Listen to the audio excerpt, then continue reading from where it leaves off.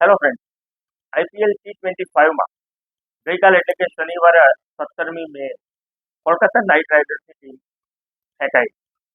બેંગ્લોર અને કલકત્તા વચ્ચે જે મેચ રમાવાની હતી એમ ચિન્નાસ્વામી સ્ટેડિયમ ખાતે, તે મેચ વરસાદને કારણે ધોવાઈ ગઈ અને હવે કોલકાતા નાઇટ રાઇડર્સને આગળ વધવાના એટલે કે પ્લે ઓફમાં પ્રવેશવાના કોઈ ચાન્સ રહ્યા નથી. દોસ્તો, એક રસપ્રદ વાત બની છે. તમારે જો કોલકાતા નાઇટ રાઇડર્સને ટુર્નામેન્ટમાંથી ફેંકી દેવી હોય તો કમસે કમ એકવાર એને ચેમ્પિયન બનાવવી પડે.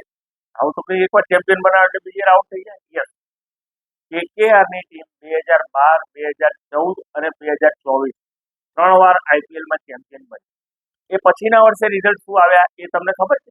2012માં ચેમ્પિયન, 2013માં પ્લેઓફની રેસમાંથી વહેલી આઉટ, પછી 2014માં ચેમ્પિયન, 2015માં પ્લેઓફની રેસમાંથી આઉટ અને હવે 2024માં ચેમ્પિયન અને 2025માં આઉટ.